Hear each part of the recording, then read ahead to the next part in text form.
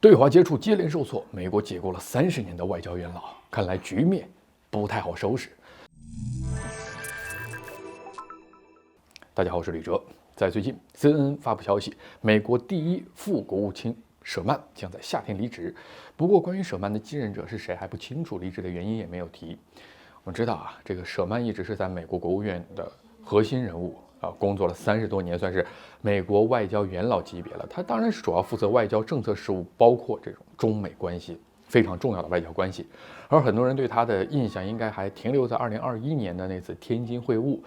中方当时给他列出了2份清单，而这2份清单也是中美重新恢复对话的一个基础。而这一次回去之后，舍曼似乎就被拜登政府边缘化了。而中国给他列的清单似乎也认为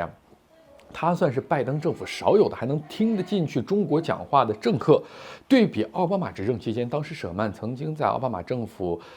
时期担任的是这个首席谈判，那么促成了伊核协议，还解除了对古巴的制裁，说明他还是比较能干实事的，能够妥协的。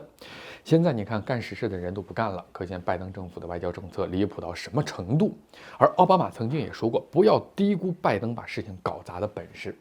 连舍曼都离职了，说明在美国对华决策圈里面，妥协是不可能的了，只会越来越强硬，越来越对抗，以及越来越极端。对于他的离职，猜测纷纷有媒体分析，可能主要是2月份处理中国间谍气球事件这个表现让拜登感到不满意。他在拜登政府里面算是比较理智的，但是对华强硬的这个态度还是紧跟拜登政府的步伐。你看，在气球事件当中，舍曼要求尽量高调炒作舍曼曾经邀请了40国外交官通报了气球事件，声称间谍气球侵犯了美国主权，违反了国际法。把事情闹大了之后呢，他又建议国务卿布林肯2次延迟访华的这个时间然后又提议把气球事件搁置一下，凭空制造了筹码，就要开始和中国接触了结果呢，中国并没搭茬。舍曼的外交经验几乎都是在美国最强盛的时期获得的，那么而大部分都是忽悠小国得来的经验。那他这些手段在别的国家可能是有用的，但是面对真正的外交大国，你看就露怯了。而气球事件更是把美国营造成一个歇斯底里又神经敏感的大国形象，反倒加固了中国的和平形象。此外，因为这件事中美之间的外交接触途径也发生了改变。那迄今为止，布林肯多次呼吁想要访华对华接触，使尽各种手段也没能拿到这张访华的门票，整个局面也变得不是特别好收拾了。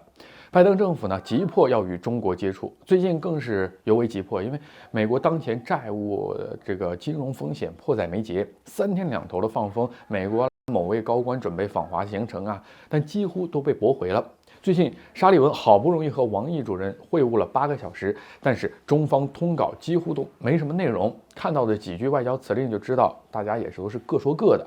那这就是拜登政府的整体外交水平了。我们说舍曼离职只能证明拜登政府将来的外交政策以及外交水平会越来越低。我们就共同看2024年吧，拜登是否还能再连任了。好，今天绿洲观察就是这样，下期再见。